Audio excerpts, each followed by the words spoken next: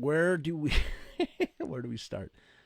All right. The first thing I want to discuss, and I think it's something we started to talk about last week, and I was like really tripping and stumbling over my words, and I just felt like I just couldn't put a coherent sentence together, and I was trying to like not curse, and I'm trying to talk with like a stream of consciousness. By the way, we're unofficial sponsor, AHA Sparkling Water Lime Watermelon Seltzer. It's really great stuff.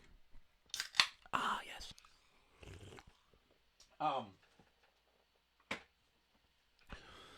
But we started to talk about this last. We talked last week. We talked about the acetates. We talked about super rare Misfits records. We're talking about. By the way, people, please feel free to share this. Share this around. Share this stream around if you can to groups. Anything you can. That sort of thing. Go ahead. Feel free. Not gonna kill you. Okay, back to the acetates. So last week we spoke about acetates. We talked about rare Misfits acetates and records and why they're so like important because they're so rare. Yada yada yada. This, that, and the third. And I just wanted to touch on another reason why they're so rare. Yes, they are rare because of the limited qualities. Usually there's 1 to 5 acetates made. I don't know, 10 acetates, whatever. There's a certain amount of acetates, just in the same way that there's a certain amount of test pressings, and test pressings are super valuable. I posted the other day that there was what kind of test pressing was that? It was a Veronica soundtrack test pressing. There was some test pressing that was that I posted on eBay. It was for eBay. And oh no, you know what it was? It was the Danzig verse. It was the Danzig sings Elvis test pressing. No, not test pressing. Acetate or test pressing, whatever. One of the two. It was on sale on eBay. It was the last one. Super rare, only 5 made. It was going for a lot of money. And there's a very important thing to remember when it comes to both test pressings and acetates. It's not just the rarity, because I mean, what's so great about it? There's usually no artwork to go with it. You know, why do you want this piece of vinyl so bad? Just because it holds the songs? Well, there's a reason why you do, and this is why. For someone like Henry Rollins, you hear Henry Rollins is like a prolific, epic record collector, and his DOC, his ROC, his record of choice is always the acetate or the test pressing. Does anybody know why? Anybody want to guess? Anybody want to comment why that is? If you know, comment. You know what the problem is? This is not refreshing, and I can't see your goddamn comments. I know there are some comments here. Let's see. We have any comments coming in? Oh, shit. Okay, Amber, I'm seeing all your comments, blah, blah, blah, blah. So the reason why is because the songs sound different. Yes, Russell. Yes, sonic quality, man. The songs sound different. Because part of the reason why you're making an acetate or a test pressing in the first place is because you are basically testing out the sound. Maestro, I wouldn't say necessarily the best sound quality. It's just different sound quality. Because the whole point of doing these tests is to see how it sounds on different record players, that sort of thing, and just to make sure that everything that was the intended mix survived the acetate process or the vinyl process if it's a test pressing, and sometimes, or I don't know, from time to time, a band does not always like the way it sounds. I go, whoa, the bass is too deep. The the guitars are too high. There's too much treble in the guitars. The vocal mix sounds too muddy, or it's mixed too low, or it's mixed too high. The drums don't sound right, And then they have to go back to the drawing board. They have to go back to the mixing console, and you got to remix the record until it sounds good, until everything sounds correct. And so you have this, what happens though is these acetates and test pressing sometimes, because let's say they fix it. They go, oh, yeah, this sounds terrible. They remix it, they fix it. It's like, boom, that's the way we intend it. They put it out, it's great. It's a successful record, or it's a legendary record, or everybody loves it, everybody hates it, blah, blah, blah, yakety schmackety, 1, 2, 3. But what you get is when you have that acetate or that test pressing, that the mix, that other mix, whether good or bad, it's different and it survives the manufacturing process. So even though it may not be what the artist intends, it's still a unique version of an incredibly rare version of a song that you can't get anywhere else. And I don't know what is goes into digitizing an acetate or a vinyl. I don't know if it's the same. I think it's the same. It must be the same on some level. But the fact of the matter is, if you hunt down one of these Night of the Living Dead acetates or Teenagers from Mars or the Where Eagles Dare, the whatever test pressing it is or acetate, it the mix and the instrument, everything might sound slightly different or really different. Maybe they're going in one direction artistically, and all of a sudden they go, "Whoa, this is not how this is not the direction we thought about doing is wrong. We want to go back. We want to remix it completely." And so, if you can find one of these rare artifacts, it's going to contain a very rare version of that recording. And that's why Henry Rollins is hunts these things down like crazy. And, to the common ear, and I'm not saying that I'm like an aficionado when it comes to listening to this shit, but to the common ear, it may not be very, we may not notice. I may not notice.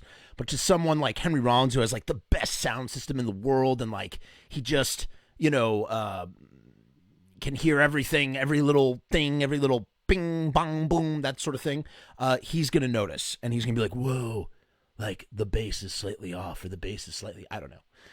So that is why if you see an acetate or a test pressing to a band that you really like, you definitely want to pull the trigger on that if you can. It's probably something really rare or great, and you want to have it. So that I just wanted to, that's from last week. That's kind of like some housekeeping, an additional thought I had after the broadcast was finished, and I wanted to make sure that I talked about that. Let's talk next. I want to talk about the new Danzig song. What's up, Liat? How are you? Hope you and your family are well. Be well and safe. Let's talk about the new Danzig single. Danzig sings Elvis.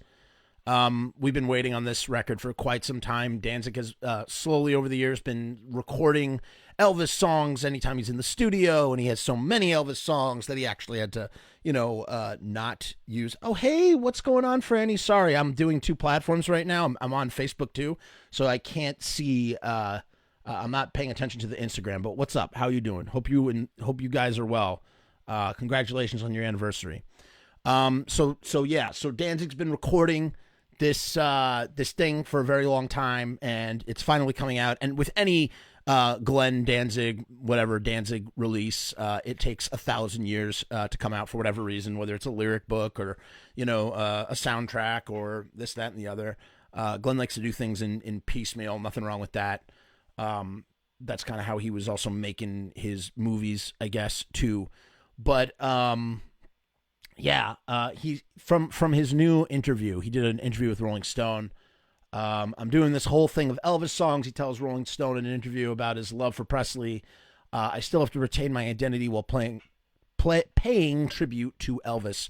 So, I listened to the track. I'm sure you guys have. I don't know. What does everybody think of that? Anybody have an opinion on that new track? That new sorry. See, I'm like losing myself again. Anybody have any opinions on it? I listened to it, and again, I'm not interested in negativity or constructive criticism is okay. But listen, we joining here together for our love of Danzig, Misfits, Samhain stuff. It doesn't mean everything's perfect. I personally am not a big fan of what I was hearing. It did not really connect for me. I understand. I respect what Glenn has always said when he's doing covers. He's like, you got to make this your own, like you got to make it your own. I get that. That's fine. But like, I felt like he was trying Yes, Dave. Yes, that's what's happening. People are thrashing the production, but they've been thrashing the production of Black Laden Crown and Skeletons too. And I mean, there's reason to thrash it. I'm not gonna lie. The production sounds, I don't know, it doesn't sound very great. I don't know what's going on in the studio there, or how he's going about making and mixing these records. Some of the songs are really great, but I just don't like the execution of them. In particular, this what is the song, the new Elvis song he covered, that Only Something or One Night with You, something like that. Yeah, it does have a Skeletons vibe to it. I mean, that makes sense because probably a lot of those songs were considered for Skeletons and got left off. And he was like, I'm going to do Danzig Sings Elvis instead. And it started off as an EP. It became an album. We all know this stuff. We're not treading on anything new. Steven says, I love that version of One Night from Ricky Rackman's birthday party. Yeah, because it's done acoustically, and that's exactly my problem with this quote that he has in Rolling Stone. He says, I still have to retain my identity while paying tribute to Elvis. And that's the problem, man. Like, I don't think you do. And I think Glenn is almost, again, I don't know this. It's just from what I hear. I feel like he's too afraid, not afraid, but he's like too reluctant. What's up, Rickard, Dick Waychester from across the pond. Hope you and your family are safe and well, sir. Glad to have you join us. We're talking about Danzig's new single he released from Danzig Sings Elvis, and I think he's too reluctant to let go of the Danzig identity when doing a cover. He could still make it his own, but like what Steve was saying, it's like when he did it for Ricky Rackman's birthday party, he did it acoustically, and it was acoustic. It's like Waylon. It's great, and there's so many wonderful qualities that Glenn has in his voice that I feel like he just doesn't exploit because he's trying to stay on brand as Danzig. That's the problem. It's like he's trying to make this cover his own, but he's also trying to, stay on point, on brand as Danzig. It just doesn't work for me, man. It doesn't. I'm curious to hear what the other songs sound like. I didn't really care much for Skeletons. It didn't really do anything. And I didn't really care much for Black Laden Crown. I think his last great record was that Death Red Sabbath, however he pronounces it.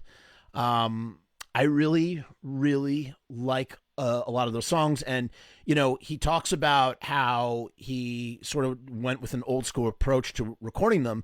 And at the time, I didn't really think much of that. This is about 10 years ago. But now, looking back, I'm going, wow, you know what, man? Actually, yeah, like you did kind of, like hearing what he's doing now, I go, wow, that the stuff before does have a much different feel. It is sort of old school. And yeah, it's just not really my cup of tea. I don't know, man. I don't know. Maybe it'll grow on me. Just saying how I feel. Love Uncle Glenn and his band and everything he does. He's not really my uncle. I just like calling him Uncle Glenn. I think it's funny. I call him Jerry Uncle Jerry too. But yeah, that's not really for me. And I'm trying to think of anything that I really liked off of Skeletons. I'm not really, I don't know, man. I gave each one of those records, Skeleton and Black Laden Crown. I gave them each a listen over, and I was like, I'll go back to the other stuff. Matthew agrees. Black Laden was kind of a key down, and the production was pretty weak, in my humble opinion. Yeah, I mean, Matthew, I appreciate that. That is a very valid critique of the record, man. That's not like saying it sucks and it's bad. It just, it did not, the execution was just not necessarily something that, the execution could have been better. That's all I'm saying. What's up, Nick? How are you? Hope you're well. Hope your family's well. Nick DiCarlo in the house. Moving on. Misfits New Album. Okay, so in that same Rolling Stone interview, Glenn is asked this question, the same question he gets asked religiously, Jerry too. These guys get asked these questions all the time. And are you happy? This is, here you go. Have you thought about trying to do a live Misfits release or recording or something? And Glenn says, yeah, we'll see. It's something we've talked about. Yes, Matthew, that's what I'm saying. Execution, that's all. I'm not saying that the material and the content is bad. Just the execution was not my cup of tea, personally. Glenn says, yeah, we'll see. typical. What's up, Christina? How are you? Hope you and your family are safe and well. Congratulations on your family. People peeking their head in and then leaving before I can say hello. Have you thought about trying to do a live Misfits record or something? And then Glenn says, yeah, we'll see. It's something we've talked about. I'm sure they've been talking about it. I'm sure that got, this is the thing that every Misfits nerd, we all discuss this, back and forth. Jerry was talking about, like, the moment they did that first live show. I'm sure it was like, at the time, it was like, I don't know, maybe we'll do it, maybe we won't. We'll see how it goes. But they've been talking about this forever, and is it going to happen? I don't know, man. I genuinely don't know. Do I want it to happen? Do I want a new live record? For sure. Why do I want a new live record? Because those live shows have been awesome, man. They just are great. Like, I've seen 3 of them. I saw Riot Fest in Chicago, which to me is my favorite show only because it's my favorite show because it was my first show. It was my first time seeing, the real Misfits. You know what I mean? Like the OG, the band, the Holy Trinity together playing live. So it's always going to be my favorite show. The best show, the best sounding show, Madison Square Garden. I was there. As far as I'm concerned, I never need to see these guys live again, ever. And the reason why is I saw them sell out Madison Square Garden in the pit, sound better than they had at any of the other shows in New York on Halloween. Really October, but Halloween. You know what I'm saying? Like, that's it. It doesn't get any better than that. That is the tippity top. And I wonder if they did record that MSG concert. It just sounded so great. Going back to the way Glenn records and, the Danzig stuff, the stuff after really starting with record 4, something happened to Glenn. I don't know what it is, and I'm saying this based on just being a listener, an avid listener of this dude. Something happened to his voice. I've heard a lot of different rumors over the years. I heard that he strained his vocal cords. I heard that he had nodes on his vocal cords, had to have surgery. Again, I don't know if any of these things are true. I'm just saying this is what I've heard over the years. Something happened to his voice. And, starting with record 5, you could say he went in a different artistic direction, but, all of a sudden Glenn's vocals are buried in the mix, just buried. And they really never come back up again, at least not until Death Red, in my humble opinion. But here's the thing. As soon as Glenn started doing, and people have talked a lot of shit about Glenn, not cool, talked a lot of shit about his voice and yada, yada. It's like, hey, you try fucking belting out those tunes night after night for fucking 20 years, and let's see what your voice sounds like. I mean, even Paul McCartney, his voice is not up to muster. It's like you get up there in years, it's like, it's not easy, man. It's an instrument, and instruments can wear out. But here's the amazing thing about Glenn, and I want to bring that back around to why, this is why a live record would be so great, and this is why, why I'm talking about the Glenn's ravaged voice. It's rapier and it's not as full. So typically Glenn, that's what Matt says. Glenn can still sing those Misfits songs perfectly. Glenn sings those songs perfectly. You hear him sing Misfits songs live and you're like, wow, like this is why often imitated but never equaled. You hear Misfits covers all the time. There's 100 Misfits covers for every tribute band. Just constant. And you hear a few different things when you hear these covers. One, you hear people playing the drums like too much in time. They don't have like a human feel. They don't have that sloppiness that Robo and Googie, that beautiful sloppiness that Robo and Googie brought to the band live. That's number one. And number two, they don't have Glenn's vocals. They just can't belt it out, man. They can't belt it out. And that's what is amazing about Glenn. Glenn comes out of retirement to sing these songs after putting them away for so long, and he just belts them out. He's using different parts of his voice, voice that were not harmed from whatever other Danzig the band singing that he does, when he's trying to say, mother, like that obviously takes different vocal cords or different range or tone or whatever than to sing like, attitude, you got some fucking it's just different. And he sounds amazing singing them. The band sounds perfect because here's the thing, everybody's like, oh, who cares? I don't need to see Glenn, Jerry, and Doyle because I've seen Glenn and Doyle, and that's basically the Misfits right there. Who needs Jerry? I got news for you, man. Fucking Jerry brings so much to the live show, and he brings a ton to the fucking sound. I'm not even necessarily talking about the bass, because we're going to talk about his bass in a little bit. I'm talking about his backing vocals, especially now. As I just said, Glenn sings those songs perfectly. He does. He really does. He sings them perfectly. But still, that he needs that backing vocal. He needs what's it called? When you have two rhythm guitars, and like the rhythm it needs to be thickened, or yeah, you're thickening the sound. It doesn't mean the sound's weak. It just needs to be thickened. And Jerry was that missing element that thickened the Glenn's voice when hearing I call them the Misfits AD. Hearing the Misfits AD live, you finally hear that missing element. Not only is he power sliding and going all over the place, but he's got that bass tone too, even though it's a terrible bass tone. Sorry, Jerry, but it's not that great. But he just adds so much, and it's truly not the Misfits without him. So having these elements all together make it work perfectly. And then you have AC Slade filling in the sound. I know they've always said that they're a harmony. Yes, Tom, thank you. That's perfect. I agree. That's what it is, man. He's harmonizing. He's just backing it up. Even just like on Martian, where he counts it off, or he goes, "Bring on!" Like we need that, man. We need that shit. We need to fucking hear that shit live. It just adds to everything. It adds to the whole package. And as we know, the Misfits are not just a sound. They are a audio visual feast to digest. You can't just.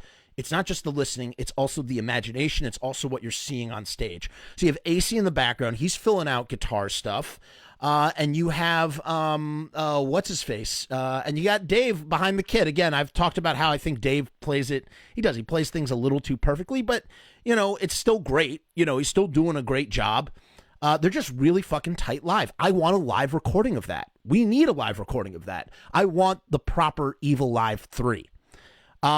Now, if you're cavalier enough, a long time ago, after the first Riot Fest show in Denver, I was watching it live on Facebook Live because I call them heroes. We had these heroes that were holding up their phones and streaming it for all those fiends that could not make it out to these shows. Because at that time, remember, guys, at the time in 2016, there's 2 shows. That's it.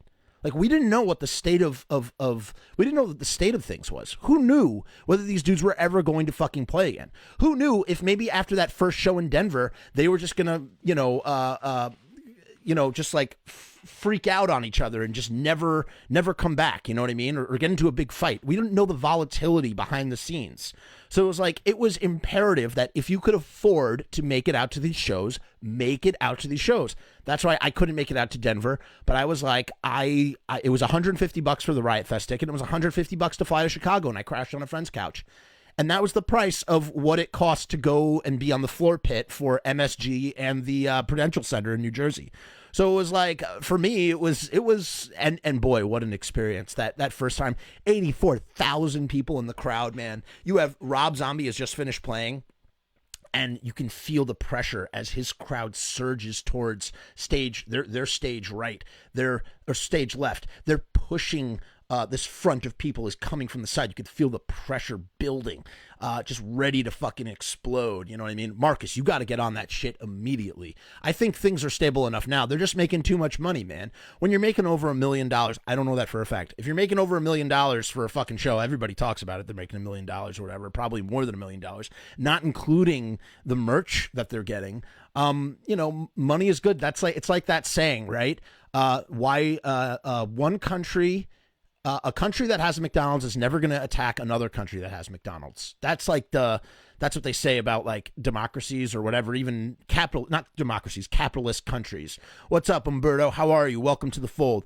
You're never going to have one country that has McDonald's attack another country that has McDonald's. So in the same way, it's like Glenn and Jerry are making too much money not to continue this venture. I mean, look, Glenn is funding feature-length films with these shows. You know what I'm saying? Or at least I'm sure he is on some level. That's where some of that money's got to be coming from. So it's like they're just at the top of their game. They've reached the pinnacle. This is the pinnacle of what this band is. I want a live document of that. I want EVILIVE. Oh yeah, now I remember what I was talking about. I went off on a thread. So after that first Denver show, everybody's got their cell phone, filming their little clips or whatever that they're never gonna watch. What's up, Fran? How are you? Thanks for joining on Facebook. Everybody's got their cell phone clips and they're uploading to Facebook and they're never going to like look at them again. And I'm like looking at all these different clips and, I'm starting to realize I'm going, wow, these all kind of like match up. And, that's what I do. I do live video. I do live music and I do music videos and, live music video recording is kind of my specialty on a small sort of DIY punk level. And so I have this question in my head. And the question was, if I rip every video that I can find from YouTube, as it would turn out 144 individual videos, if I rip every one of these videos, can I sync them all up and recreate the concert Frankenstein style? And I was like, I have to find out. And that's exactly what I did. I ripped 144 videos I could find, some on DSLR, some on cell phone, whatever. And I made sure to grab everybody who shot those videos because I wanted to make sure they got the credit. I sunk them all up and I created a concert, and it's called EVILIVE, the Misfits AD. And it's not the best sounding concert, and it's really like chaotic, but it's also really fun because on some of those songs, it's almost like if you weren't able to make it out to that show at that time, because a lot more people have seen them now, it was almost like kind of like seeing it from the crowd perspective with all the shaky cell phone camera stuff. Some of you may have seen it. Of course, it got taken down. Uncle Glenn had it taken down. I could totally understand why. And then the very right after those two Riot Fest shows, all of a sudden you had to put your cell phone in a Yonder case. I wonder why. Yeah. So, but Marcus, why is there no official video yet? I don't know, man. John says, I saw that EVILIVE show you did. Thank you, John. I hope you held on to it because it's hard to come by now. Marcus, why is there no official video in my opinion? I don't know, man. I think that like there's too much red tape. Glenn takes forever to release anything. They shot the show in Chicago. Who knows, man? Maybe it will come out someday. Maybe they iced it. Maybe they looked at it and thought the recording quality wasn't up to snuff. I do hope we get a document of live, no matter what. That's the first part of this topic right now. We're going to move into the second part right now, and that is. And by the way, people, if you have not already, please share this stream with your friends. If you are enjoying this. If you're enjoying this broadcast. And also, I'm going to ask, if possible, so, times are tough right now, and it would be really great if any one of you could go to my website. I'm posting it right here. If you're enjoying all this free content, I just posted my website in the comments. Could you go there and click on some of the ads so that I get AdSense pennies, please? It would be really helpful. It doesn't cost you a dime. But when you click on those ads, I get a little chunk of change to my AdSense account, which helps during these rough times that we're in. So I'm not a tip jar per se, but just like, I thought maybe that'd be a nice thing. Sorry, I'm missing these comments now. It's not like they're losing cash. It's not like they're going to lose cash. Of course not. It might be a long-term project. Maybe there's a documentary in the works. Who knows, man? I sure as shit hope not. Well, I do hope, but as a fan, I hope, but as a documentary filmmaker, I hope not. But John says, I'm sure a DVD will see the light of day. Yeah, maybe, man. I want to see it. And then that brings me to the second part of this topic, which is a new Misfits album. What would a new Misfits album be like? Do you guys want a new Misfits album? Do I want a new Misfits album? And the answer is I don't know. I mean, on one hand, yes, I do want a new Misfits album. But on the other hand, this is what I've realized a lot about singer-songwriters, whatever, just musicians in general. When you create art at a certain point in time in your life, it's very hard. Sorry, let me start that again. When you start off creating art at a certain time in your life, and then you change and evolve and grow, and you grow in age, and you grow in taste, and you grow in style, and suddenly it's very hard to get back to that place that you once were. You know what I mean? Like, Russ says, why the hell not? Why the hell not? Because who knows, just in the way that they weren't sure, there was a great expectation for them to play live. Like, what would it sound like? I mean, what if it sounded like shit? It could have sounded like shit. You know what I mean? And people would have been super, like, shitty towards them. And some people have been dicks to them about, like, oh, they suck. Glenn sucks. And it's just like, fuck you, man. Like, here, it takes a lot of balls to come back 40 years later. Well, really, what was it at the time? Like 36 years or something to come back, or no, 34 years. It takes a lot of balls to come back 34 years later and like try and be the thing that you once were, but now as like middle-aged men and like punk rockers too. That's not easy to do. And those guys did it and they nailed it. And the next big hurdle is, can they do an album? We know they can do a live album if they wanted, but can they do a studio album? And which brings me back to my thing. It's like Glenn's songwriting went from writing Misfits to writing Samhain to writing Danzig. It's like, can he return to writing Misfits? He kind of experimented with this already when he did an old school arrangement of Devil's Angels, which he arranged when he was a kid in '79 and then recorded in the 2010s. And it kind of is like a Misfits, more Misfitsy sounding tune. I don't know, what was that on? Was that on, that was on Skeletons I think it was on Skeletons. But it, everybody's like, oh my God, this is the closest thing we're going to get to a Misfits record. That's so fucking great. Ah. So my question is, if Glenn has more songs, because a long time ago, Bobby Steele told me that when he went to pick up Glenn for band practice, this was during the Horror Business years, Glenn went into a chest. He had a chest in his room, and in the room he had just like lyrics. Or it was like a chorus and a title or something. And he would just pick from that chorus and title, the stack of pages, and pick a song out. And that was the song they were going to flesh out during rehearsal, where Glenn would instruct. He'd be like, okay, now play it like this. Now play it like this. Now do it this. Blah, blah, blah, blah, blah, blah, blah. Yes, Russell, you're right, man. That's Glenn and Jerry's managers do all the talking. And, who knows, who knows what that negotiation is like. Those guys are both alpha males in the same band. It's not easy. But if Glenn were to go back and find some of those old compositions and then try and like do those songs today, I think it would work. I think an album would work. What's up, Lenny? How are you? Lenny from New Jersey. I don't know where you are from. I don't know where you are. I don't know where in New Jersey you are from, Lenny. Lenny used to see the Misfits all the time back in the day. He's in this documentary. I interviewed him because he saw them live. But yeah, it's just like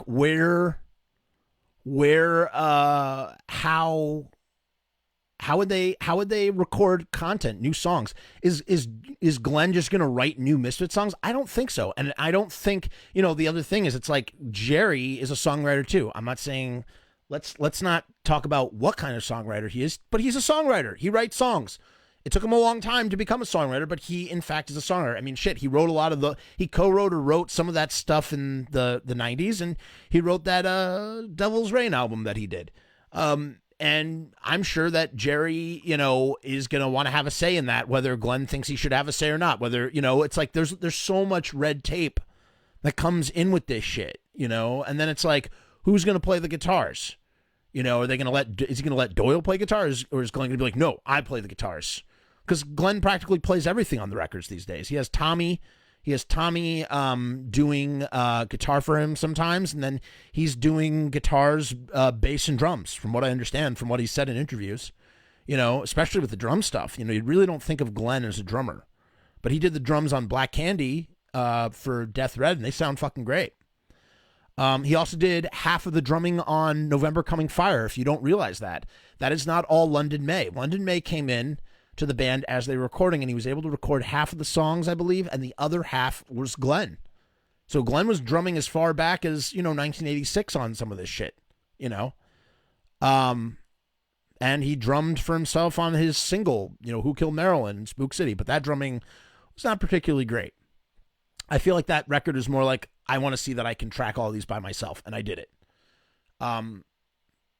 But, there's so many factors that go into today, and it's like, do you want to hear Glenn and Jerry trying to write Misfit songs from their positions in life today as like middle-aged men?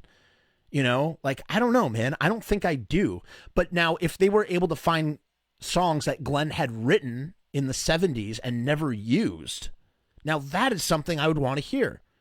That's something I don't mind them going to the studio and recording. I'd be like, that would be pretty fucking cool. You know what I'm saying? So, let me X that out. Oh, no. I think that'd be pretty fucking tight, sweet, cool. This is your reminder to share the stream. If you've not already, please feel free to share this stream so that way we get even more viewers and make the conversation bigger. And also, if you have not already, please take a moment to visit my website here, Frumess.com, and click on one of the ads because those pennies, they go right to my AdSense account. And, times are tough in this day and age. Russell says, Harpies, West End. Yeah, that would be awesome. Russell, I don't know if they would even go for those. Rue says, fucking A, Danzig way, the only way. I mean, I don't know. Rue, we don't know what's going on behind the scenes there. You know what I'm saying? We really don't. Who knows? But I think their best shot for doing something that's going to be well received and appreciated would be to do older compositions. Here's another great example. There's a few great examples. For instance, I don't know if anybody's a Pixies fan. I'm a diehard Pixies fan, okay? I'm just going to go on this super quick tangent that's not Misfits, but it's related to what I'm saying about the Misfits. So here's a band, the Pixies, they break up, right? Their lead singer, Frank Black, Black Francis actually, inverts his name and becomes Frank Black and continues to record. And his next 3 albums are very Pixies-esque. And then he gets a different band together and he starts doing more folky, country, hard rock sort of stuff. All great, but completely different. As he's aging, as his tastes are changing, he's evolving as a songwriter. His singing voice changes. He goes from, and I don't know if anybody's ever listened to Tame. If somebody wants to post some Pixies in the comments, that'd be great. I don't know if you guys have ever heard him shriek Tame. This dude is the fucking man. The Pixies are a great fucking band. You should really check them out if you haven't. Expand your horizons, people. My point with all this is, the Pixies, much like the Misfits, are this revered fucking band. Revered, man. You can't, you can't mess with the perfection that they were, right? So it's just kind of and for them, they didn't even have a revolving cast. It was just 4 people the whole time. 4 people. They did 4 people, 5 records in 5 years straight in a row. They did 5 records from 87 to 91 in a row. They were together for a little bit longer. So Frank Black does his thing, and then he becomes Frank Black and the Catholics, and they still got this band, and he's doing this band thing. And then all of a sudden, he gets the desire, and this was another when hell freezes over sort of situation. He's like, okay, the Pixies are going to get back together. He puts the Pixies back together, and for about 10 fucking years, these dudes can't record shit. They get back together in 2004, and they don't release an album until 2014. As a matter of fact, the bass player did not want to release an album. As a matter of fact, Frank Black, who's now changed his name back to Black Francis, is releasing these solo records as Black Francis, and they don't sound like the Frank Black and the Catholic stuff that he was doing that sounded more folksy and bluesy and hard rock. Now it's more like that surreal, there's that surreal sort of songwriting that he did in the Pixies. And a lot of the hardcore fans believe that these EPs were songs that Black Francis, Frank Black, had written in order to, thanks Russ, I'm glad you like the lights. Frank Black was trying to write in the vein of the Pixies, was getting rejected by the bass player Kim Deal. She didn't want to do those songs, so he's putting them out as Black Francis. And it's just kind of like, how do you go back to being Black Francis after you were Frank Black? And so the Pixies since have recorded 3 albums, right? And here's the thing. I love the music. It sounds great. But it's like, sometimes he's not singing like Black Francis always. He's singing like Frank Black. So it's almost like he's singing Frank Black songs backed by the Pixies. It doesn't feel always like the Pixies. The songwriting is different. The mood is different. The tone is different. And so my biggest fear, to bring it all back to the Misfits now, my biggest fear with Glenn and Jerry and Doyle going to the studio, and would they go in with Dave Lombardo and AC Slade? Who knows?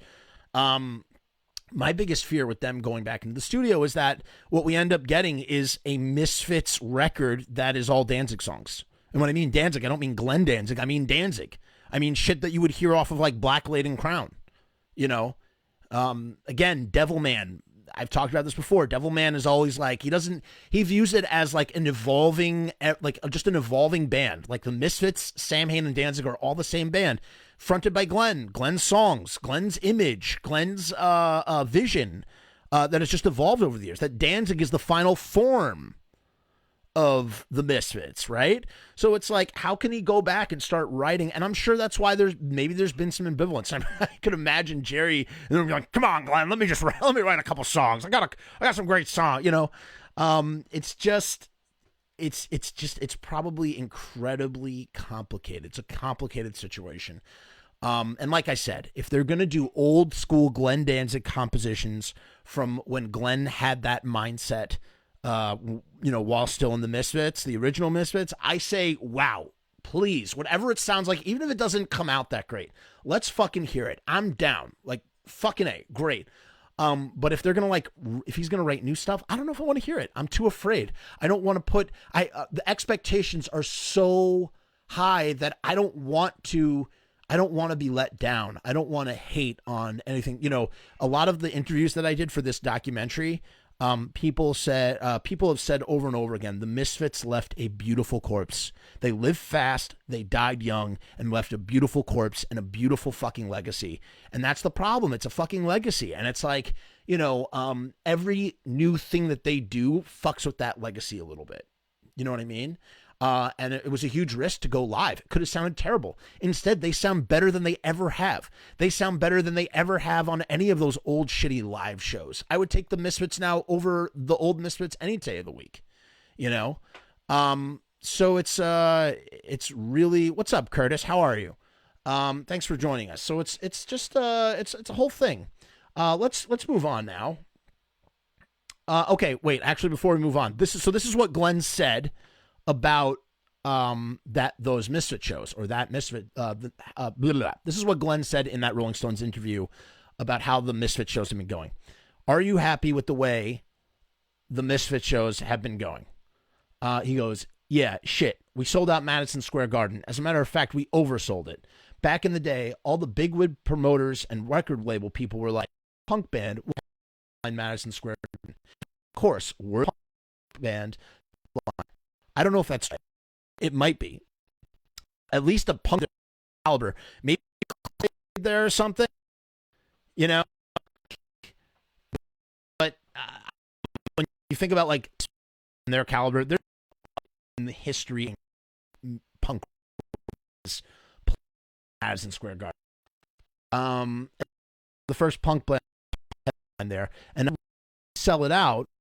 So big fuck you assholes who are probably on 6th Avenue. And I say cheers because even at Madison, New York City, their home. I know they're but the New York band, so they're playing their hometown for. They're playing in they're playing in their garden sold out. Pinnacle mother. The Misfits. They fucking after the remote influential out there, even more so than the Clash and the If not, they're in the top 5 with those, and maybe Ground and Iggy Stooges. So, okay, and I'm fucking happy for them. Is the audio's popping out? What is sound okay again? Let me know. Let me know here. Audio is good.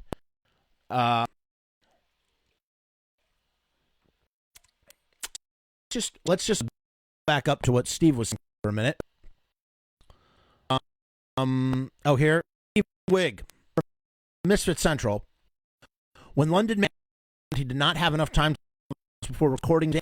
Danzig played drums on several, even on several songs during the album. For the songs 4 and Gong, 6 and 9, Danzig, blah blah blah blah blah blah blah blah blah blah. Yeah, so London, he did not learn. Shit, that's really annoying. I don't know, guys, but that's really bothering. It is hot. Maybe it's too hot. All right, what about now? I was just trying to. I can't hear. But it's cutting in and out. Why? Is it the buffering? No. I mean, at 4,000 per second. You guys. All right, just let me know if it can, please. Yes, he did have that other half is Glenn, and those are fucking suck on both Glenn and like job, and Steve too. Can leave you out, Steve. I mean, it's pretty in Madison Square. It is the peak of everything. Like a bad. Oh, that's so fucking annoying. I don't know, man. My setup here. This is my setup here. I have this box. That's the box all going through. Trying to like some value for you guys. I don't know. It fizzles. Well, let's hear real quick. I'm just gonna turn on some of this. Let me just. Fuck.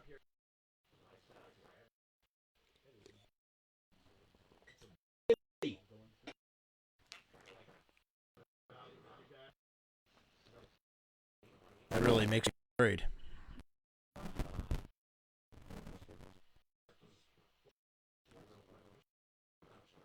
All right, you know what I might do? Have here. If I can. This. What does that sound like now? Hello. How's that? How's that? Oh, we're losing lots of people. How we doing, guys? We sounding good? What do you think? Yes? No? Dirty pot fader? I hope not. This thing is like brand new. We good? We good? Hello? I need some comments. Somebody say something. Let me know. Let me know what's going on. Great. Okay, so we're using the mic again, which sucks. Hate this little microphone. Maybe it was because I was just coming in too hot. I don't know. I'm still recording on this thing. Okay. No clipping. All right, fine. I just want the experience to be good for you guys, okay? That's the most important thing. So I appreciate you letting me know. Yay. Yay, everybody's happy. Okay. Once again, I'm asking anybody who wants to please share this if you haven't already. Share this stream places. Visit my website. Matter of fact, why don't I put that up there if I can? Can I add my website? Can I add my website? I'm not fucking with my shit right now. Maybe I don't want to do that. Oh, here we go. Here we go. It's going to let me edit this bad boy. Yeah.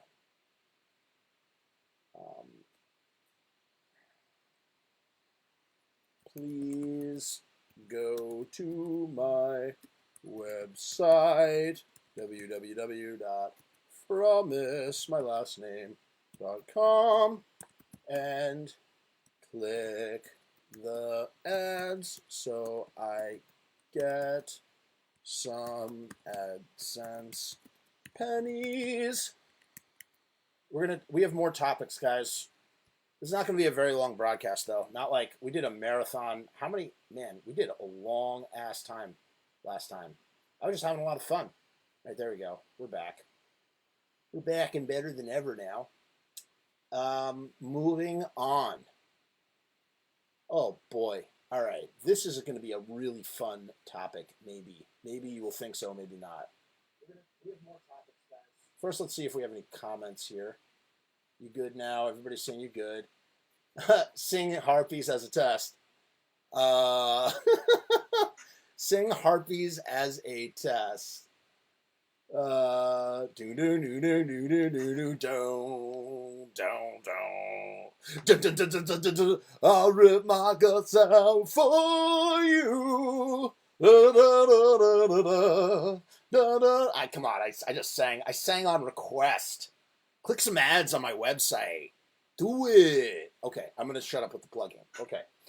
All right. So the other thing. So I want to share something else with you. This is show and tell time. If anybody has anything in their collections that you want to share, like please, like post in the comments right now. Let's all share our shit, shall we? Let's share our shit, shall we? These are handmade treasures from my very good friend Charlie Lone Wolf at House of Wolfman. I'm gonna put his thing in the. I really want to showcase my friend here. He is so fucking amazing with his crafts. Let's see here. Going on the gram for a minute to find him. Charlie Lone Wolf. You guys might know him already. He's the fucking man. All right, so first of all, go follow him because he makes incredible things out of clay, including lots of Misfits related things that I'm going to share with you here. So that's his Instagram. Because we want to support independent art and commerce, especially in these rough times. And here is his Etsy store. And I'm about to show you the type of things that he makes. So if you're looking to outfit your collection with some good shit. Oh, you know what? I'm so stupid. I can actually see. It's so much easier to see the live producer thing. Wow. All right. This is much better. Holy crap. That is so much better to see the live comments there. Okay.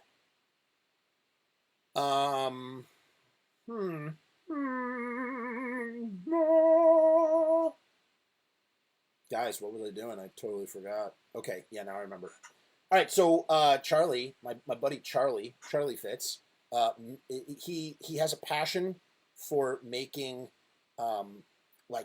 he makes things out of clay. He makes these figurines. He makes all sorts of insane figurines, and he does Misfits. He does horror movies. Just anything that strikes his fancy. He does Baby Yoda. Baby Yodas are great, and he just makes them all by himself. They're all made by hand. They're really fucking cool, and I want to share with you some of the ones that he has hooked me up with, blessed me with over the years, and you can check them out in his. That is Etsy. So check that out. That is the pumpkin from. Oh, it's telling me I have 26 seconds remaining on Instagram. Do I have to start a new one? Well, that's crazy. This is from the Halloween EP. Obviously, the giant Glenn going. You like my fucking pumpkins? They're really fucking cool. Yeah, they're just really great. They will accent your collection. He makes all this stuff by hand. They're magnets. So you got those. So you can like do cool displays. Share the story. Can I go live again? It's gonna let me. Let's do it again. Great. We're still going live. Okay. Next we have obviously we got the Crimson Ghost right there. Crimson Ghost one is pretty killer. Big fan of that. Sorry, I'm not paying attention to what I'm saying. He's got like that magnet on the back, so you can put that on your refrigerator. Although I haven't put any of these on my refrigerator simply because I am too afraid that they're gonna fall. I have a 4-year-old, and it would be very easy. What's up, Damien? How are you? Welcome to the fold. Pete Bennett Marshall is here. Blood on Your Cool. Talking about Misfits stuff. And then we're getting to the really cool stuff. Oh man, where's that other? I don't know where the other one is. All right. So we already went over. We have the Crimson Ghost and we have the Pumpkins. Do you like my pumpkins? They're really fucking cool, right? I love how that's become like a quotable thing that Glenn says now. Hilarious. Damien, Pete, we were actually just talking about Glenn's drumming on November Coming Fire. Can you speak to that, please? Did Glenn did half the drumming. London did half the drumming. London didn't know all of the songs yet. You guys were going into the studio to record, so Glenn did the drumming for half the tracks, and London did the other. Is that correct? That's what they say on Misfit Central. I feel like if anybody should be asked, it would be you, because you would know. So let me know in the comments. Next, we have this really cool Crimson Ghost. I love this. In Earth AD colors. Really fucking sweet, right? And he's just like a little figurine guy that just stands up. You know, the thing is, you really need to find a good, secure place for them, so that way you don't get fucked up. Next, we have the Monster Man Doyle. He's got a little stand right here. He just looks really great. I've posted about these guys before, but I just think they're so beautiful. There's Jerry. The Twins of Evil, right? You got the Twins of Evil going. And then we've got 1979 Glenn in the middle right there. Skeleton Glenn. It's like 1979 to 1981 Skeleton Glenn. And you can make them sing and dance. Brains for dinner. Brains for lunch, brains for breakfast, brains for brunch, brains at every single meal. Why can't we have some guts? Sorry, that was my thumbnail for YouTube.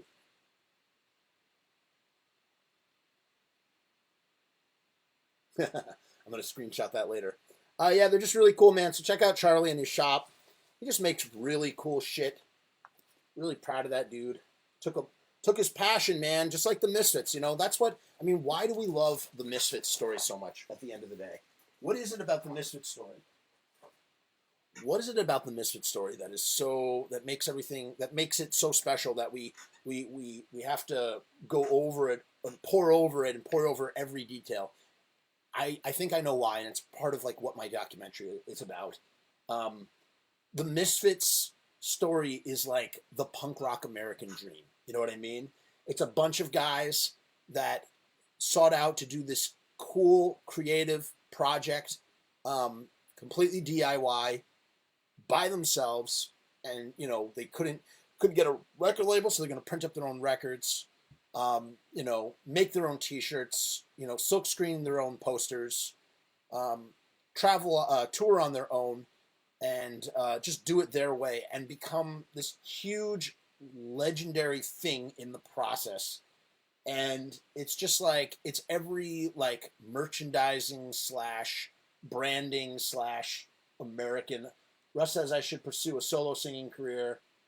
You know the rest of the joke. You know, Russ, I'm sorry. I don't think I do know the rest. What is the rest of the joke? That I would, I mean, I don't really. You know what kills me though? Personally, I have a lot of songs in my head. I'm tone deaf. That's the truth. I'm actually tone deaf. I sing from my passionate belly, but I don't really know how to sing. And sometimes it's like, I don't know how to play any musical instruments either. And I got to tell you, it's like, you know what it's like? It's like seeing beautiful ladies all the time and not having any manhood to express myself. That's what it's kind of like. Not knowing how to play guitar, but having songs in your head. It's like a weird thing. I don't know if that makes any sense. I probably shouldn't have said that on streaming, Facebook, live, whatever. EVILIVE. This is Facebook EVILIVE. Okay. So anyway, so that's Charlie. Check his shit out.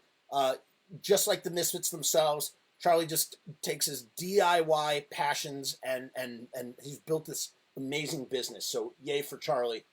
I just wanted to plug that. Moving on. So our next topic, let's see what time it is. Because we're trying to stay on. Okay, it's 8:11. All right, we'll go a little bit longer. We're still going.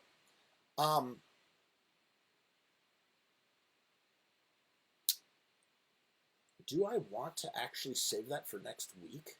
Maybe I will. All right, let's talk about Lullaby first. All right, so we're at the section of the show where we talk about another one of these lost recordings from that amazing fucking live show from 1977. And this is, I agree with you on Eerie. What are you talking about with Eerie? Let's see. Steve Wigg, another topic. Eerie Von, and not only what he brought to the band, but more importantly, what he brought to Glenn Danzig. I personally think he was great for Glenn to bounce ideas off of, great for quality control, regardless of how Glenn downplays his importance. You can clearly see how trusted he was. Thoughts? Stephen, all right, real quick, we're going to touch on this before we go back to the Lullaby. Stephen, I got to agree with you. He definitely, Eerie Von, absolutely brought contribution to Glenn, and I think you nailed it on the head. I'm sure that he was a bouncing board for Glenn. That's what he would do. Glenn would bounce an idea off, and then Eerie, would let him know what he thought of it or something. I don't know. I think he definitely plays a very, very important role on that level, and he was like the right-hand man all the way through Danzig, He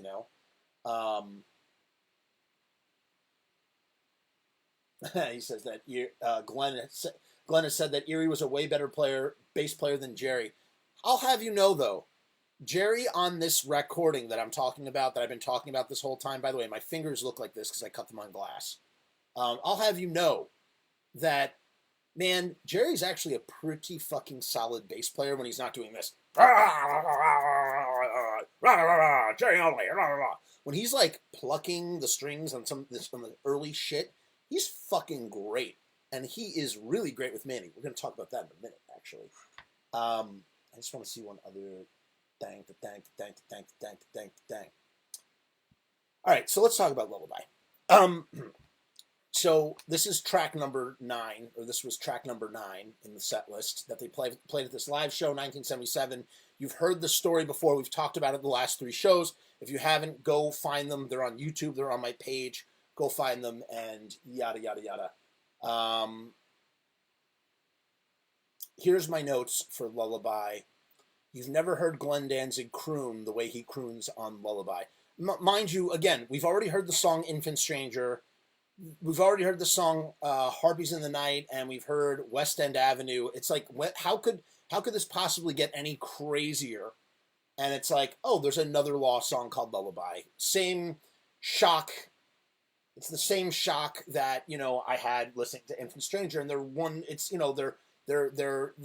was a few songs down, but still, it's like, whoa, there was another Law song, Lullaby. And, this I remember very clearly. Right before the song starts, I'm going, what the fuck does a song like Lullaby sound like?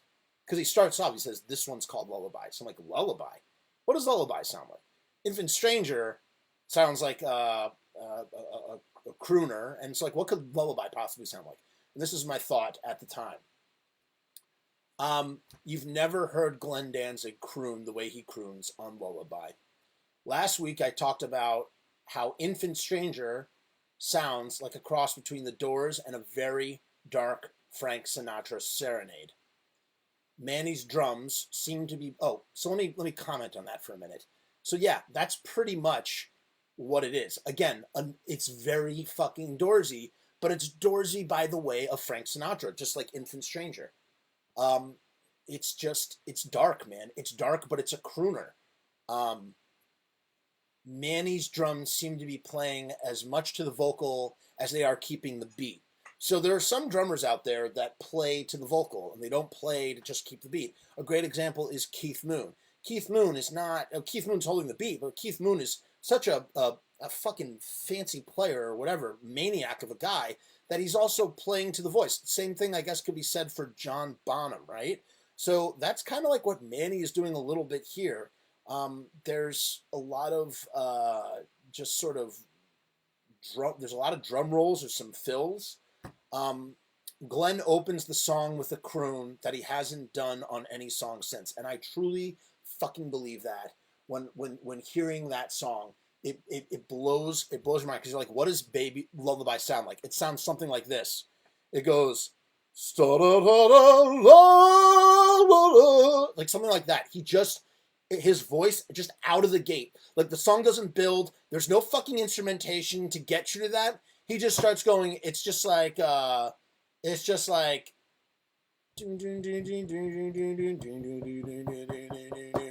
sparking from a real, and it's just so Doorsy, and it's just so. This is what I said at the time. This is what I wrote at the time. He rises up and stretches a note, showing the full power of his voice. He almost sounds trained by lessons. It just punches your ears right in their faces. So my ears are listening to Glenn go, sparkle from your real, and all of a sudden, it's like there are fists right in my ears. Curtis asked a very interesting question. Why doesn't Glenn ever talk about the Doors influence? I don't fucking know, man. I mean, you hear people casually mention the Doors, like they're listing a bunch of things. Elvis, blah, blah, blah, blah, blah, blah, blah, comma, Jim Morrison always comes up. It's one of the commas. It's one of like the things listed, but that's it. There's no other exploration. And the thing is, I think Glenn doesn't bring it up because I think maybe like maybe he's embarrassed by how much he took from them that early, because he took a lot from them that early. When you hear these songs, you're like, holy shit, they're fucking Doors songs. But like I said, it's also like a Frank Sinatra song. This is what I said at the time. Soft yet powerful, Jim Morrison haunting bravado. Sparkle from your real. And then something like, I'll never cry. Like, if that's what it sounds like, Lullaby. I don't know. And then there's like an instrumentation part. Here's what I said about his vocals too. Ominous, nefarious, something. This is what I thought about the song Lullaby. Ominous, nefarious, something that once had childlike innocence turned deadly, like the evil vibes that all children's fairy tales and nursery rhymes used to carry. So it's like this thing that like kind of like a lullaby. Yes, Curtis, that's right. He did jack that fucking album cover. So his worship of Jim Morrison is very fucking like, it's subtle, man. Like he just keeps it kind of like on the DL. But if you listen to there's a song or two, I think I Don't Mind the Pain sounds very Jim Morrison-y on 4. But this song Lullaby, it just, holy fucking shit. It's like the evil vibe from a children's fairy tale or nursery rhyme, It's just like, and then here's another thing that I said, if there was punk in the 40s, the next song, and they said the next song was going to be a fast one, it would be Lullaby.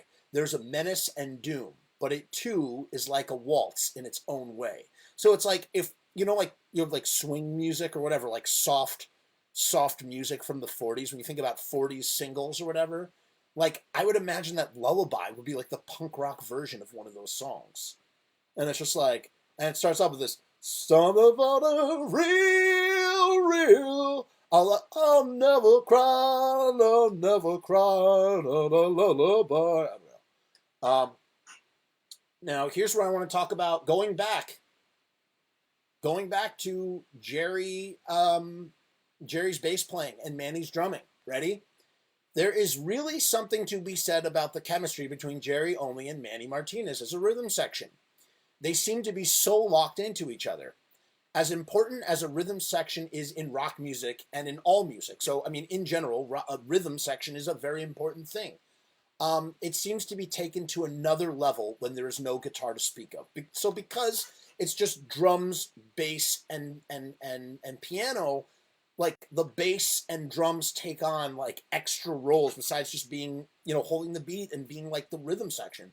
And Jerry's bass playing, even for a beginner, he was a beginner at the time, he's fucking excellent, man. He really was. He was a good fucking bass player. And you know what the thing is? And here's what I said. Manny slings plenty of fills and drum rolls before Jerry became hardcore, meaning before he started going, like, vacuum cleaner in a blender. Boom, boom, boom, boom, boom. He was exceptionally talented in his bass duties.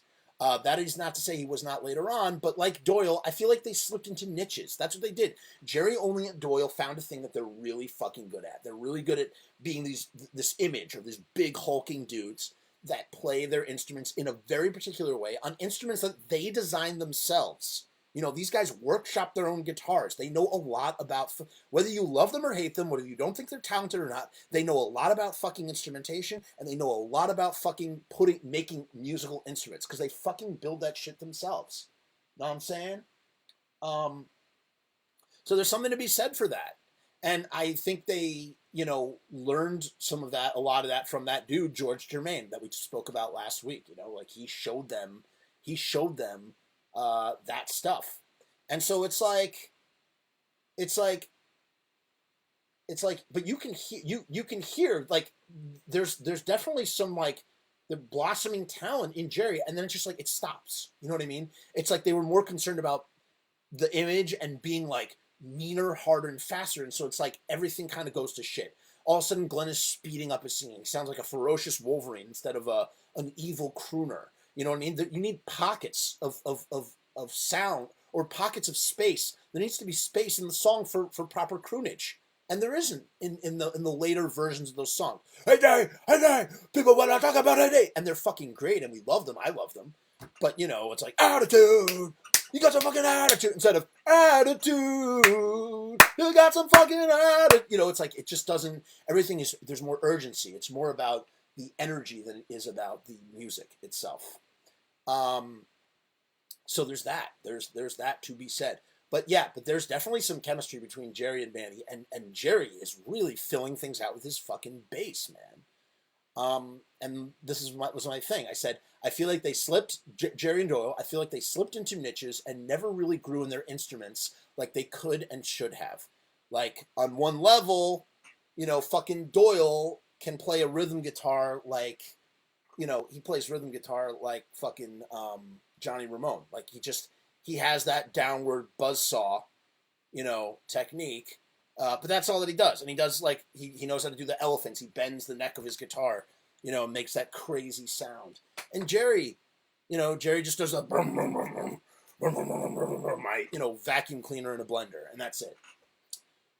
Moving on to the last topic I have for today. And then we'll go back through the comments that we have here on Facebook. And we will see what people have said, because it looks like I missed a ton of comments about things. I want to talk about the lyrics to TV Casualty. So a lot of those early songs, I gotta pull up. Let me go to the page on Facebook here. Bum bum bum bum bum bum bum bum bum bum. I have to go to my photo albums. Oh my God, it's gonna take forever to find this. I don't know, guys. Maybe I won't. Maybe I'll save it for next week. You know what? It's 8:24. We had a good run. I'm gonna save it for next week. We got some other stuff we can talk about for next week too. Let's save it. Let's go through the comments, see what we have on Facebook here, and then we will we'll call it a day. So, all right. So you guys are talking about Jerry's style. Rue says, I love Jerry's style. One of my favorites of all time. Great. I mean, again, this is not to knock. We're not knocking Jerry here, man. Like, I think after 1983, I think after 1980, he's not really doing anything. He's done the same thing that he's done since 1980, essentially. And really something that he perfected in the 90s with the, you know, American Psycho and Famous Monsters. Let's see what else. Why doesn't GD ever talk about the Doors? Blah, blah, blah. I was thinking the same thing. Too close for comfort to admit the influence. That's what I'm saying, Steven. He's just, it's too on the nose, or at least the early shit. And maybe that's why it's like, maybe that's why none of that stuff survived. That's why we never got to see anything further. Because it was too close to the Doors, and he didn't want to be tied to the Doors in that way. That's a very possibility and whatnot. They knew they needed to play hardcore to stay relevant at the time.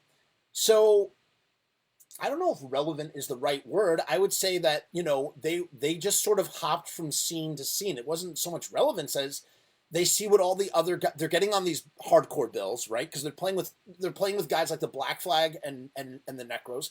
They're getting on these hardcore bills. They're going up to Boston playing these hardcore shows. They're going to to Ohio and to Detroit and wherever, they're going all over the place and playing hardcore songs. And it's like they see how fast everybody's going, and it's like they have to kind of keep up. And that's why Samhain is so fucking punk rock. Samhain is punk rock within punk rock, because those dudes are playing with like these cookie cutter hardcore bands in mid 80s, and they are like this completely different sound. People like to say, oh, we've talked about this before on the previous broadcast. Check them out if you haven't seen it. Everybody's like, oh yeah, metal tinge Samhain. No. Samhain is fucking death rock, secret death rock within a hardcore rapper, right? So they're playing with all these hardcore bands, but they're fucking death rock. They're doing these death rock drum beats, and the guitar is all weirded out. And as people have said, yeah, Glenn's listening to Alien, Sex Fiend, and Bauhaus, and the shit is just way fucking different. And it's the same thing kind of with the Misfits. They go from being like art rock to being like, I don't know what you want to call it, 4/4 Ramones punk, to being like hardcore, to being hardcore thrash, if you want to try and like, genreize them. So I don't know if it's relevant as it is. They just sort of like absorbed through osmosis what they were surrounded by, which was a lot of hardcore bands. Wolf's Blood compared to Cough Cool, big sound difference. Rue, unbelievable comment. So fucking true. When you think about Wolf's Blood and the brutality of Wolf's Blood, and then you think about something like Cough Cool, already. So it's like this dude in 7 years went from writing Cough Cool to fucking Wolf's Blood. How is he gonna go and write, after 40 plus years, how is he gonna go and write a Misfit song when he's written a song like Black Candy, or like, I don't know, Skull Forest or Skin Carver? You know what I mean? Like, how do you make that jump? That's why I don't know if what a new Misfits album will sound like. How will it go? Russell says TV Casualty next week. Yeah, we're gonna do TV Casualty next week. I want to talk about the origins of TV Casualty. If you dig into this page, you'll find what I've written about it in the past. But we'll kind of like explore it here in Facebook Live land. We had fucking Evil Presley with us for a little while. Evil from the Independents is in this documentary as well, with his brother Lullaby. I don't know if he's still in here, but if you are, Evil, I hope you are safe and well and happy, you and Willie both, and I hope you guys are doing well and good and great. And if you want to see Evil and Willie are also in the Evil Tequila episode of Rock and Roll Cooking that we did with Sal B. Curtis, you say, in the early 80s, nobody wanted 70s punk. Hardcore was fresh.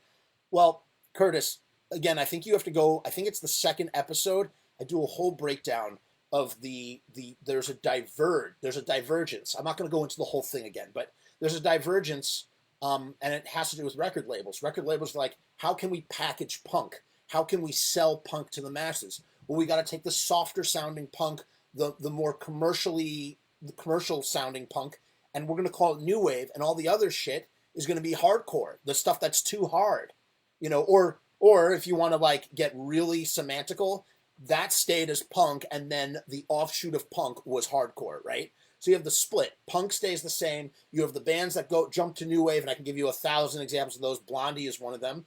And then you have from punk, you have like, that's like the Ramones and shit. Then you have the branch off, which is like the hardcore shit, which is like Black Flag and Dead Kennedys, I guess. I don't know, just like all the hardcore bands. Gangrene, Minor Threat, Bad Brains. Those bands are not, they're punk, but they're harder. They're hard punk. They're hardcore punk.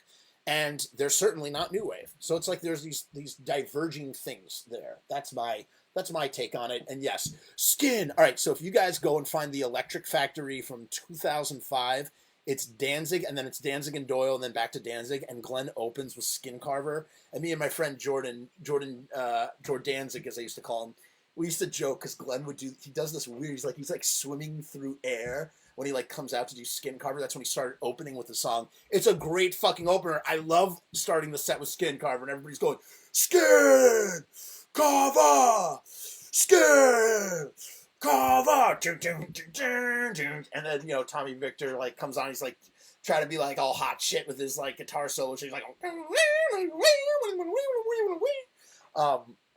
but when he started doing it in 2005. He's like, Glenn's doing this thing. You got to find the video. It's really fucking funny. He's just going, Skin Carver. He's like, he just looks really silly. Love you, Glenn. He's got to be constantly reminded that people love him, or else people think they're just fucking making fun of him. Takes himself very seriously, but we all love Glenn. This reminds me of Danzig 5 decision making. What does, Steve? Please do share. Did I hit all these comments? I think we got everything. Rue said she loves Jerry's style. That's cool. How about the November, the new November Coming Fire posters? I don't know anything about new posters. Please post or share or explain. Once again, if you have not done so already, trying to make a couple pennies off of my AdSense. So if you feel like it, I'm posting this again, my link. I hope I'm not shoving it too hard down all your throats. Feel free to click on that. Give me a couple pennies. Click on the ads on my page. It sends me pennies. It doesn't cost you a dime. And I get a little money in my pocket. Steve says air swimming. Yeah, that's what Glenn's doing. He's just like, it's so funny, dude. He's just doing this funny ass Glenn. It's like when he violently humps the air in the mid-90s. That's what Glenn used to do. He'd be like violently humping the air. He does it in the How the Gods Kill video. It's hilarious, dude. In the best way possible. Curtis says, bootleg November Coming Fire posters some guy made. They're pretty cool. Well, we don't support bootlegs here because we want to support the band in every way that we can. But I am kind of curious to see what these posters look like. So if anybody wants to post a picture of what it looks like, don't post a link on how we can buy them. We're not interested in buying them. We only want to support you, Glenn. We want to support you, motherfucker. Demon motherfucker. Demon you are and face you peel. What else? Share this if you haven't shared it already as well, this stream. Stephen Wigg, what reminds you of Danzig 5 decision making? See, this is what I was hoping for. This is what I wanted. I wanted to create conversations. So that way I don't have to use up all my topics, so I have an excuse to do this again next week. By the way, we're winding down like a motherfucker here. I gots to go. I think we're streaming Starship Troopers later on a different thing of a thing. So I need to rest my voice.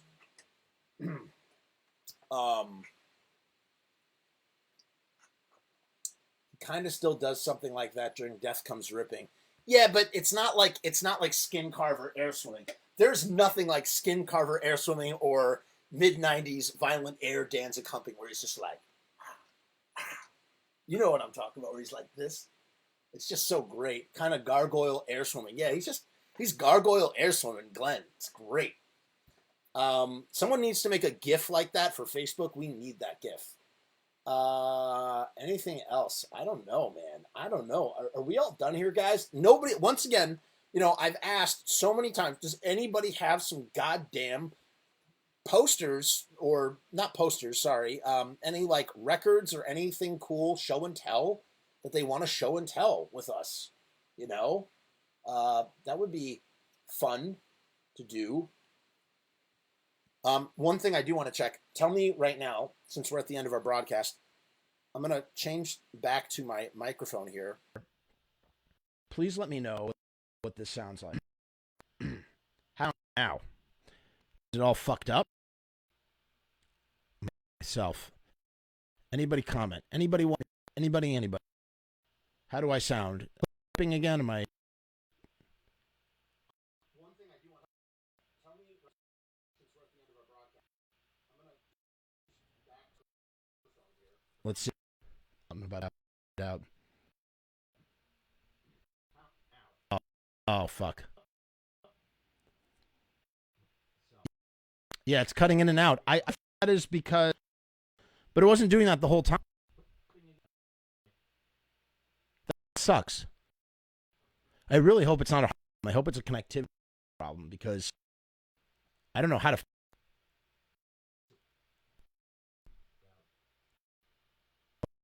I wonder why that. Motherfucker. You know what? Maybe it's because. Let me see what happens when I stop. Now, all right, now let's see what that's like. Using Steve. Using a sound of.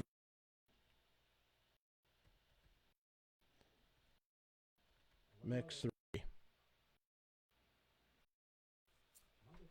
Let's see. Hello. Testing, testing. One testing, testing. You and me.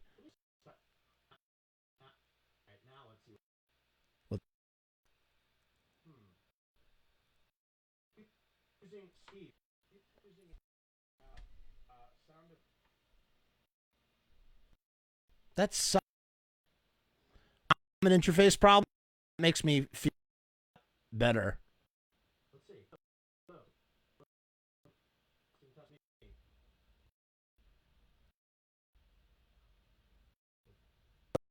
Oh, that's such a bummer, though. Let's switch it back as we here.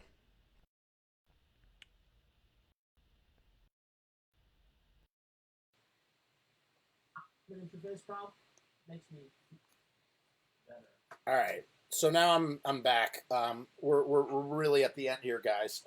Does anybody else have anything they want to add? Say, come on, come on. This is what happened last time. Actually, you want to? Oh, I can't do it this time because last time I was able to do it with my phone. I can't really do it with my phone this time. I did this crazy vortex thing. We're dropping people like flies here.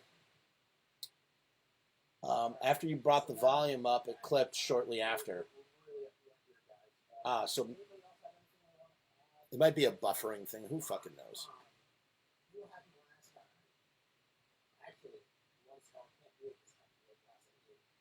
I think it's all right. We have a new comment. Let's see what that is. Now it's great. All right, great. All right, it's 8. All right, I'm gonna cut this at 8:45. So we have 7 minutes. Does anybody have anything they want to talk about in 7 minutes? Who's heard the Elvis record? Okay, that's a great topic. Let's talk about that, Curtis. Who's heard the Elvis record? I have not heard the Elvis record. I just heard One Night in You, With You, whatever. And you heard my feelings on it already. Has anybody else listened to the record in full? I almost bought it on vinyl because I found out that Death Red that I have a Death Red and Red vinyl that only 1,000 were pressed, and apparently it goes for $100, and I paid like $20 for it. I was like, wow, like I couldn't believe that record is so valuable. I thought it would be worth nothing. So I'm kind of wondering how many they pressed in pink and green. I'd imagine 500 a piece, but they didn't actually say what the numbers were. Yeah, some people have posted pics. That's right. That's right. I don't know.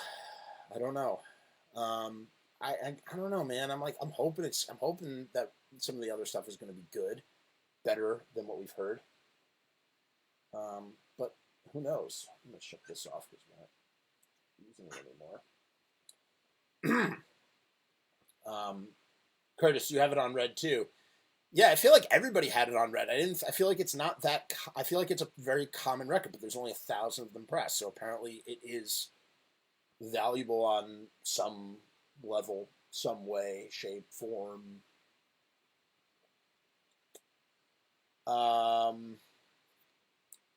Curtis wasn't here. Russell Patterson. I have to wonder if the tracks are all on YouTube. If you notice, One Night with You says unlisted in the title. Maybe some savvy hacker could locate them. I mean, the only way to do it is if they go sign into the Cleopatra account and switch them all, or find the unlisted links, or find someone who has the unlisted links. I wonder if he's going to do any music videos for these songs. But yeah, again, I don't need the Danzig brand. Like Danzig, we don't need your Danzig brand for this stuff. If you're doing covers and you want to make them unique or your own, you can still make them unique or your own without, Danzig-fying. I don't want to hear a Danzig-fied Elvis song. I mean, Trouble is kind of cool, but like I'd much rather hear Glenn's voice doing something, you know, completely out of left field from anything else he's doing.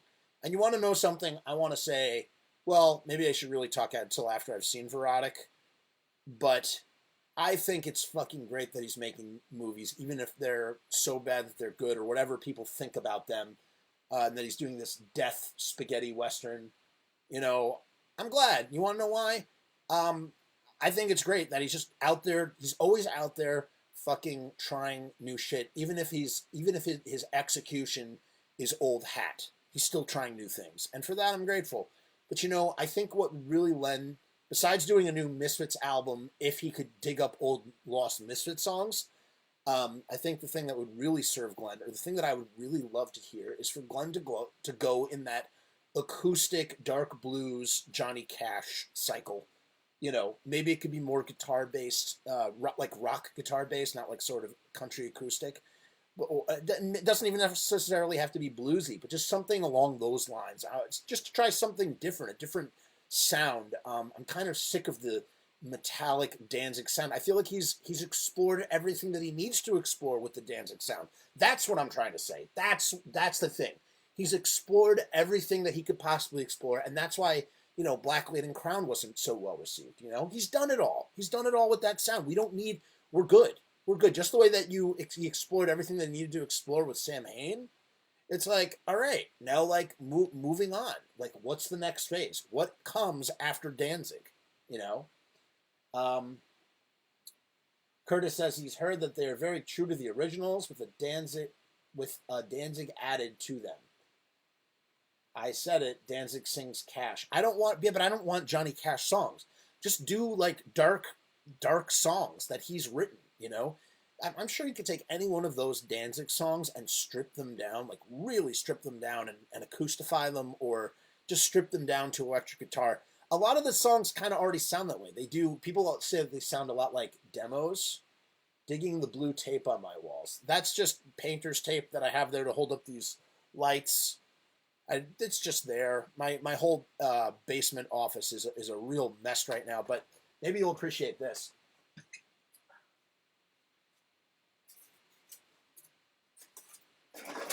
Oh no!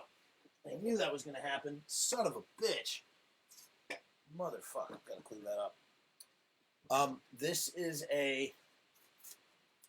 like a styrofoam cross, tombstone cross that a friend of mine made. It's just really sort of like, I don't know, I kind of like it. It's kind of badass. I'm a Jew. I'm not even like, you know, actually kind of looks like an upside down Danzig cross. Here, you can't really see it. We used it as a movie prop. I have it hanging up over here. Figured you'd appreciate that if you like the blue tape.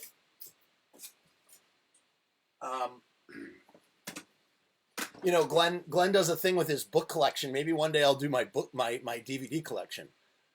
Welcome to my DVD collection. That might be fun. Curtis says, in '87, I told my buddy I want Glenn to play Vegas doing stuff like Less Than Zero. Yeah, we should talk about Less Than Zero. We're not going to do it today, but I want to talk about Less Than Zero and how fucking excellent it is. Some of the best Glenn vocals out there. Probably the pinnacle of his voice and what it was capable of. I don't know if it's capable of today. I don't think Glenn will ever sing Less Than Zero live today. I don't know if he could handle it. But I just would love. I don't need a series of Glenn covering different guys, but I just want him to. Danzig Does Doors. I mean, that's essentially what the earliest Misfits is. Danzig Does Doors.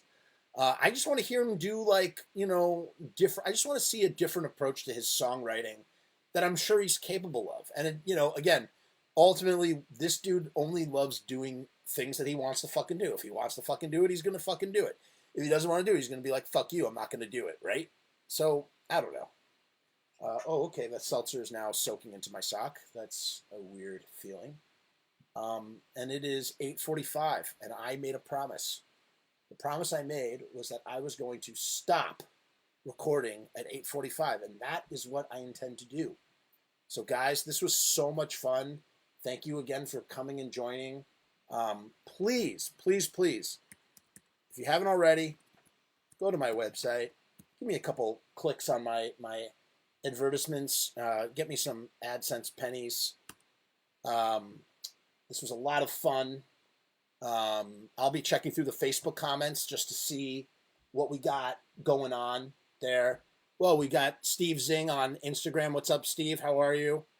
How's Lana? How's Otis? Hope you guys are well. And I guess we'll do this again next week because it was just a lot of fucking fun. If you tell H to do it, he won't do it. Yeah, that's true, man. If you tell him to do it, he's not gonna fucking do it because that dude is like, that's his attitude. That's his punk rock attitude with things. It's like, oh, you're telling me to do this? Fuck you. You know, I'm gonna do something else. You know, that's exactly right. I couldn't agree more. That's just the way that dude operates. That's how he's always operated. But that's also why, you know, he's had the success that he's had, because it's just like, you know, he knows what he wants. He's never trying to chase. It's like Wayne Gretzky. This is what Wayne Gretzky has a famous saying. He says, don't chase the puck, go where the puck is going to be. And that's what Glenn has always done. He's never chased the puck. He's never chased anything. He just does whatever the fuck he wants to do as an artist. And then people fucking catch up later. And that's what's so fucking great about it, you know? And, yeah, I don't know. That's it. So we're going. We're out. This was a lot of fun. Steve, we'll talk soon. Guys, thank you so much for tuning in. I am going to take a much-needed break before Starship Troopers. And, yeah, this was great. Okay, how do I exit out of this? End our live video.